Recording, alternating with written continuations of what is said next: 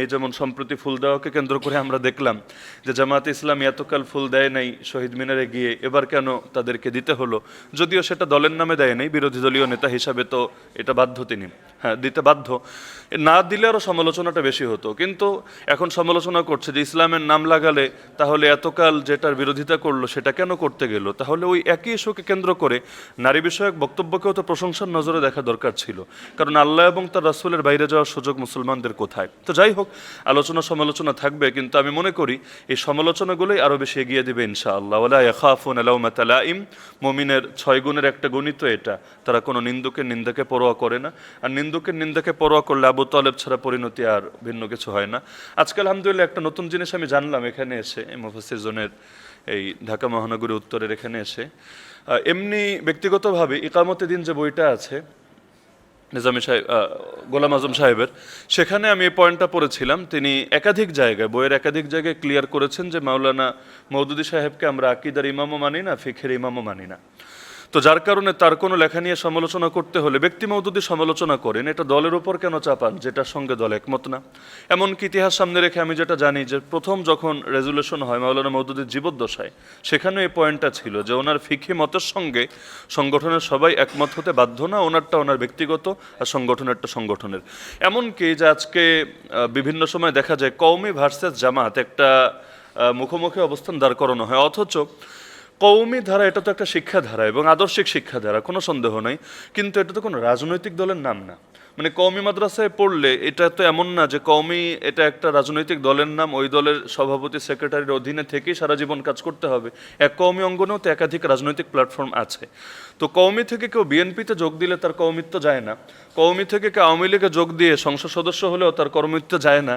কিন্তু কওমি থেকে কেউ যদি জামাত ইসলামীতে আসে, তাহলে কওমি থেকে খারেজ হয়ে সে কেমন যেন জামাতে এসেছে। এটা তো আসলে আমার কাছে মনে হয় হাস্যকর ব্যাপার ছাড়া কিছু না। এমনকি মাঝে মাঝে স্লোগান দেওয়া হয় আপনাকে সামনে রেখে ইসমতে আম্বিয়া আদালতে সাহাবা, মানে হলো কেমন যেন আপনি ইসমতে আম্বিয়া মানেন না, আদালতে সাহাবা মানেন না, অথচ কে মানে না? এখানে যারা আছে বা পুরো বাংলাদেশে যারা আছে কে মানে না? প্রত্যেকেই তো মানতে বাধ্য। আজকে নতুন তথ্য যেটা জানলাম আমাদের আব্দুল হালিম ভাইয়ের জবানে, অ্যাসিস্ট্যান্ট সেক্রেটারি জেনারেল, যে নিজামী সাহেবের জীবদ্দশায় তিনি নিজ কলমে এটা রেজুলেশন লিখেছেন, যেটা বললেন মজলিসে শুরার অধিবেশনেই লেখা হয়েছে। এবং এটা আমি মনে করি পুরো দেশেরই গুরুত্বপূর্ণ তথ্যটা জানা দরকার, যে বাংলাদেশ জামায়াতে ইসলামীর মজলিসে শুরাই রেজুলেশনে এটা লেখা হয়েছে যে মাওলানা মওদুদী জামায়াতে ইসলামীর কোনো আকিদার ইমামও না, কোনো ফিকহের ইমামও না। কারণ জামায়াতে ইসলামী কোনো আকিদার দলের নাম না। শিয়া, মুতাজিলা, তারপর হাসাউইয়া, কাররামিয়া, মুজাসসিমা, মুশাব্বিহা, মুআত্তিলা, আহলে সুন্নাতুল জামাত, এগুলো হলো আকিদার দলের নাম। আর ফিকহি দল হলো হানাফি, শাফেঈ, মালিকি, হাম্বলি, জাহেরি, আরও যা কিছু আছে এগুলো ফিকহি দলের নাম। জামাতে ইসলামী কোনোটাই না, যার কারণে এখানে সব ভার্সনের লোকই তো আছে, সালাফিও আছে, হানাফিও আছে, সুন্নিও আছে, তারপর আবার কওমিও আছে, সব ধারার লোকই তো আছে। এবং এখানে কাউকে তো কোনো ধারা থেকে বের হতে বলাও হবে না। এমনকি সাইদি সাহেবের একটা বই আমি সম্প্রতি পড়েছি, আমি কেন জামাতে ইসলামীতে যোগদান করলাম, এই বইয়ের মধ্যেও দেখেছি তিনি একাধিক জায়গায় পয়েন্টটা এনেছেন। তো আমি মনে করি এই বিষয়গুলো একটা মিথ্যা কথাও 10 বার বললে সত্য হয়ে যায়। আমি গত এক সপ্তাহে, এটা তো বাসার ভাই জানেন, না হলেও মনে হয় অন্তত কয়েকশো বার এই প্রশ্নের শিকার হয়েছে। এমনকি আজকেও আমাকে এখানে নামাজের পরে একজন জিজ্ঞেস করেছেন আপনি কি এখন সায়েন্স ল্যাবরেটরি মসজিদে জুম্মার নামাজ পড়াচ্ছেন? অথচ বাস্তবতা আমি এখানে বসে বলছি এখন আমি সায়েন্স ল্যাবরেটরি মসজিদটাই চিনি না। আজকে আসার সময় ড্রাইভার আমাকে দেখালেন যে এটা হলো সায়েন্স ল্যাবরেটরি, তো মসজিদটা আমি দেখি নাই, শুধু সামনে দিয়ে আসার সময় যে এটা হলো সায়েন্স ল্যাবরেটরি।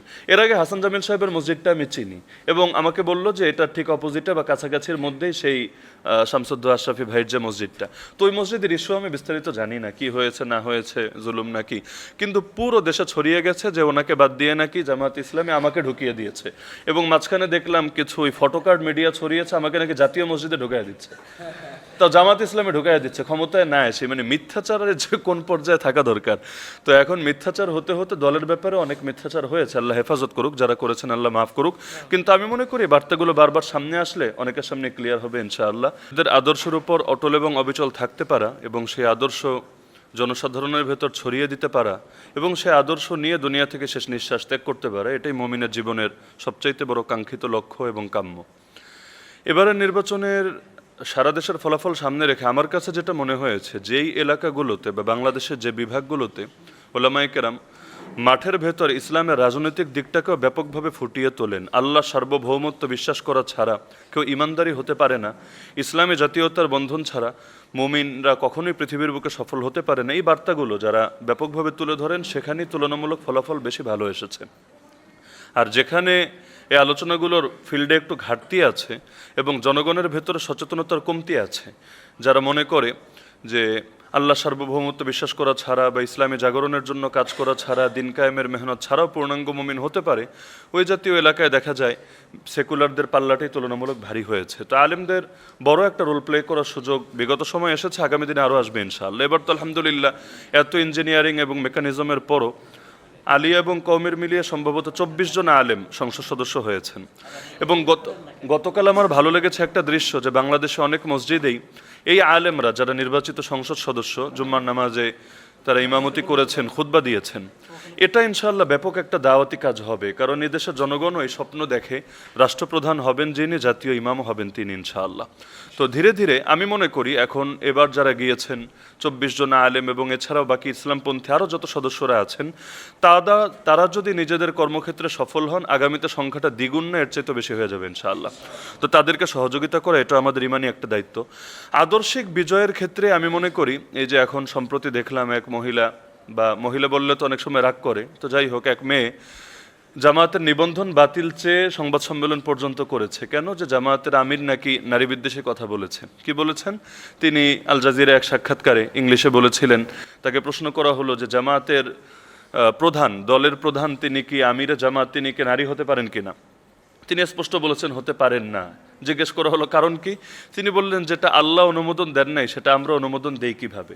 তো এই বার্তা থেকেই তো ক্লিয়ার যে যেই দলের নামই হলো ইসলামকে কেন্দ্র করে, জামায়াতে ইসলাম, ইসলামী দল, সেই দল জীবনের সব ক্ষেত্রে ইসলামকে এবং আদর্শকে প্রাধান্য দেবে। এবং সংবিধানেও তো রাষ্ট্রধর্ম ইসলাম স্বীকৃত হয়ে আছে। তো ইসলামের বিধানের বাইরে মুসলমানের জন্য তো অন্তত ব্যক্তিগত জীবনে যাওয়ার সুযোগ নেই। কিন্তু এটাকে কেন্দ্র করে, যেটাকে কেন্দ্র করে দরকার ছিল প্রশংসা করবে, কারণ চারদিক থেকে এখন অনেকে আপত্তি তুলছে যে ওনারা কেন এটা করলেন ওটা করলেন। তো সর্বোপরি আমার কথা হলো আল্লাহ তাআলা আমাকে এবং আমাদের সবাইকে জীবনের সব ক্ষেত্রেই সিরাতে মুস্তাকিমের উপর অটল এবং অবিচল থাকার তৌফিক দান করুন এবং কখনো আমাদের অন্তরগুলোকে বক্রপথে নিয়ে না যান। এটাই আমাদের দোয়া। এবং রমজান মাস বদরেরও মাস, তাকওয়া অর্জনের মাস। আমি নিজেও সকলের কাছে দোয়া চাই এই কোরআনের মাসে আল্লাহ আমাকে যাতে সবার আগে কোরআনের উপর পূর্ণাঙ্গভাবে চলার এবং এই সমাজকে, রাষ্ট্রকে একটা কোরআনী সমাজ এবং কোরআনী রাষ্ট্রে পরিণত করার এবং এই বিপ্লবে সফলতা অর্জন করে ঘরে ফেরার তৌফিক দান করেন এবং সবাইকে তৌফিক দান করেন। আমিন। ওয়া আখিরু দাওয়ানা আলহামদুলিল্লাহি রাব্বিল আলামিন।